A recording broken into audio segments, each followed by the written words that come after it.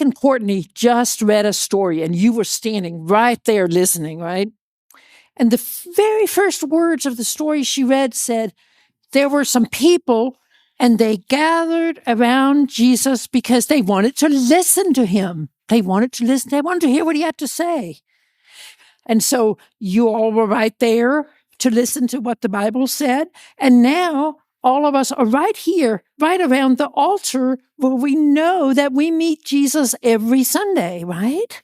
Yeah. Okay. So we heard that the people wanted to hear what Jesus had to say. And so Jesus begins to talk. And he actually tells 3 stories right then, 3 different stories. They're parables. Does anybody know what a parable is? A parable is a short story that tells us something about our life and our life with God, but it doesn't say my name and God. It doesn't say your name and God. It talks about it with different things, okay? So Jesus tells 3 stories. The first one you've heard of, and it's about a shepherd, somebody who takes care of sheep, and he has 100 sheep, and one of them gets lost. And what does he do? He finds it. He goes to look for it. He finds it. And he's very happy. And then he tells all his neighbors and all his friends about it. And then he takes it back. He takes it back. We've all seen pictures with him and the lamb is on his shoulders, right? And he takes it back to all the other sheep, right? And so the shepherd is happy. And how do you think the little sheep felt? Good. Yeah, pretty good, right? Yeah. Well, that's the first story Jesus tells. Then he tells one more. And this one is about a woman. She might have been a mom or a grandma or an aunt or a teacher. Who knows? Might have been a scientist, but she lost a coin. It was a very valuable coin, and she lost it in her house. And guess what she does? She looks everywhere for it. She lost it and she looks everywhere. She has her broom, she has her duster, everything. She looks, turns the house upside down to find it. And guess what? She found it. Was it under the house? Well, it was, where do you think it was? I think it was maybe it was like right below the rug like that. Do you think? Yeah, it could be. It's accidentally. Yeah. Under. But she found it. She looked for it. She found it. And she was happy. And guess what she did? She told her friends and neighbors all about it. I'm so happy that I found the coin. Well, those 2 stories we didn't hear when Deacon Courtney read. We only heard the third one. And the third one is a good one, too. The third one is a good one. So there was this dad, and he had 2 grown-up kids. And the Bible didn't really tell us what their names were, but I don't know. I'm going to call them Alex and Riley, okay? Alex and Riley. And they lived all together. And it sounds like from the Bible that it was probably like on a big farm or ranch, and they had fields and animals and things, right? But something happened with those 2 grown-up kids. Something happened. The younger one, Alex, right? Alex said, Dad, I know that sometime in the future, when you're not here anymore, my brother and I, Riley and I, are going to inherit everything that is here. That's what happens, right? When you become grown up and then sometimes, I lost one tooth. And you lost a tooth. Did you look for it? I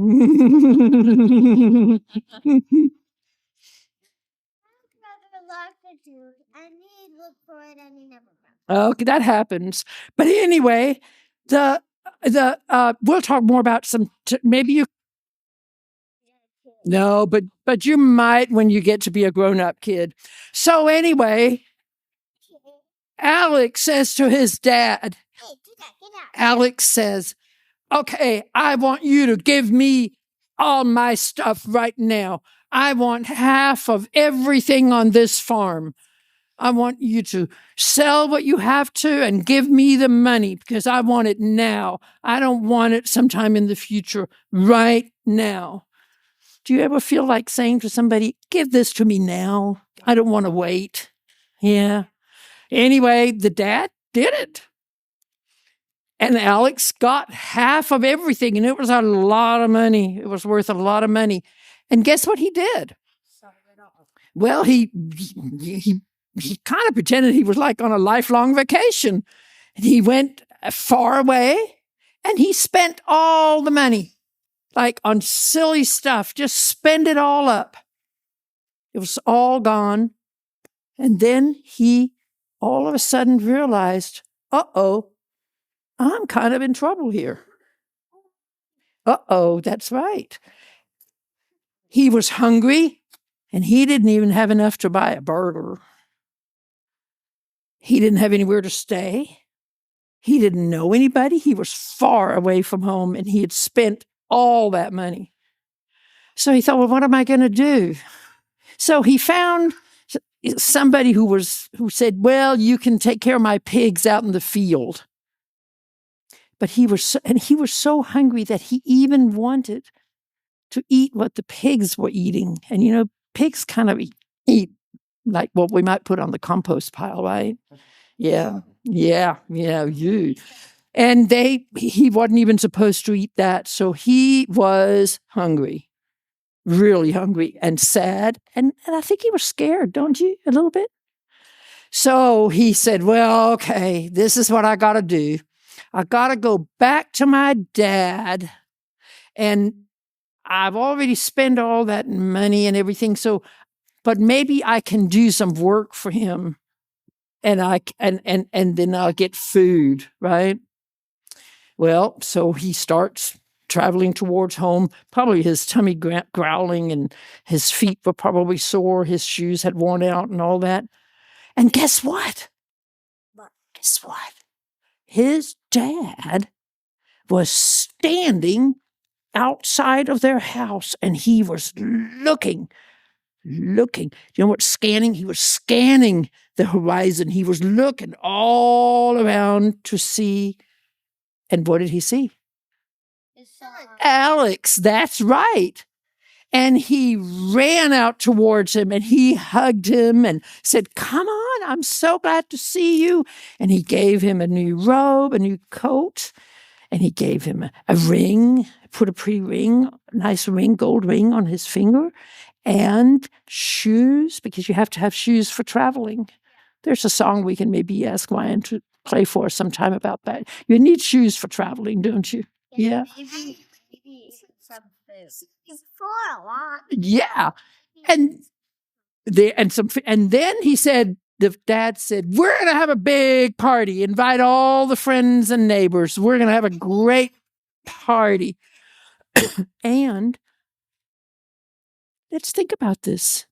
What did the father do when he lost Alex? Because Alex went away. What did the father do? He missed him, and then he looked for him, and he found him, and he was very happy. And he told all his neighbors and family about it, and they had a huge party, music, dancing, food, all the stuff, right? Great party. Cheeseburger. Oh, yeah. Oh, I'm telling you, cupcakes, cakes, pita bread, everything. Huh? Oh, it, and all the favorite music. It was a party. Okay. Well, but and ice cream. It wouldn't be a party if there wasn't ice cream. Yeah. So let's think about something else. There were two grown-up kids, weren't there? What did we name the other one? Riley? Yeah. Well, Riley didn't go anywhere. He stayed right there on the farm, And he worked hard. And he did all the stuff that he was supposed to do, and probably all the stuff that he thought Alex should have been doing, right?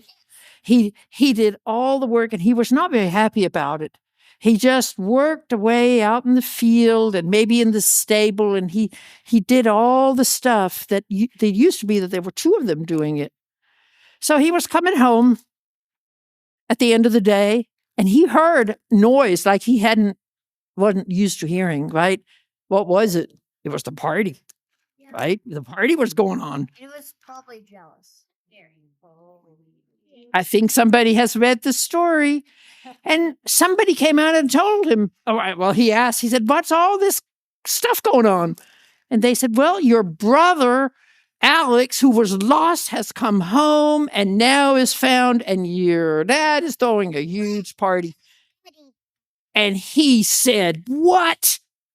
What do you mean he gets a party? He gets a party for having wasted all the money and having gone away, and all those nights when you were so sad because he was gone, and all that hard work I've done because he wasn't here. That makes me mad. I've worked so hard and you're not giving me a party. He felt not happy. He was jealous. He was, I think, selfish, jealous, yeah. Yes. He was sad. And sad, maybe, yeah. Yeah.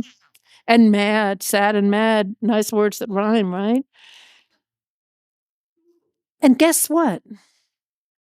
The Bible story, the writer who's called Luke, doesn't tell us what he ended up doing. We don't know if he came into the party or not. Do you think he maybe came into the party? He maybe thought about things and came to the party? Or he might have done something very dark. Or he might have done something very dark. I mean, we don't know. But like doing video games every day. Maybe so. Maybe so. We don't know what he ended up. I hope that he thought about it and he was able to go to the party, right? And that he was able to make friends with his brother again. I hope that. Or he might have betrayed him. Yeah, or he might have betrayed him. We don't know. And sometimes the Bible doesn't tell us exactly. Sometimes the Bible doesn't tell us exactly what somebody does. The Bible tells us a story, and then we can think in our hearts about what the best thing, the most holy thing, the right thing even is to do. But now, all three of these stories, the ones about the lost sheep, the one about the lost coin, the one about the lost brother, and really there were two lost brothers, weren't there? There was the one who went away and spent all the money, and there was the one who just was in a sour mood and just did work without any joy in it, right? So he was kind of lost also. Didn't feel part of the family, did he? So in every case, somebody looked and found and were happy and told other people about it. So, she said, and threw a party. Actually, all of them, when you sort of read all three of those stories, it kind of sounds like there's somewhat of a party in all three of them. And, and we know the woman would have had a clean house after she looked for everywhere, right? You got a candy. Yeah, I can't believe it. Yes. Maybe the dad also said to the big brother that he should join the party. Yeah, he did say that. He did say you can join the party. We just don't know if he went in or not. And you were going to say something? No, maybe in a minute.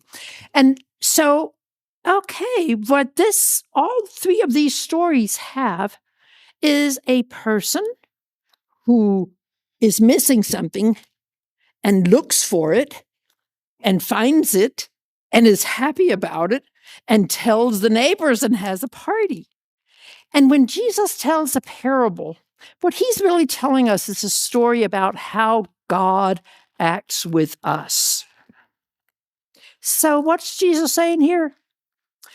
God God knows if anything is missing, if any one of us is missing, like whether it's because we're hiding or we're choosing to go our own way, or we feel sad and we're hiding, or we're so happy that we don't have any time to even talk to God. God knows when we're missing. And guess what God does? Just like the shepherd and the woman and the dad, he looks for it. He looks for us. He already knows. He already knows. But he looks for us to make sure that he's seeing us. And God is very happy when God sees us and gives us a hug. Well, like the shepherd, put the little lamb on his shoulders, and the woman probably put the coin in a special purse. And the dad threw a party and said, "Come on in. I'm hugging you. You were lost. Now you're found." God says that every time any one of us is lost. Mm-hmm. It's not a party. Well, so part of how we celebrate that God always is looking for us and always finds us, what we do about that? Every Sunday we come to a party. And it's a party where we have the bread and the wine. We come to the table, and it's our Sunday party. And I'm going to teach you a really fancy word, okay? Eucharist. Can you say Eucharist? Eucharist. What Eucharist really means is thanksgiving. And that's what we call communion. When we come up here, right here at the steps, and Father Sean and Father Ryan and Mother Courtney give us bread and wine or say a special prayer with us, we're saying we are so happy that God has looked for us and found us and invited us to this party. So church is a party? Yeah. Church, can you say that really loud? Church is a party! And to that, we all say, Amen. I want to hear a loud amen from everybody. Amen. Okay.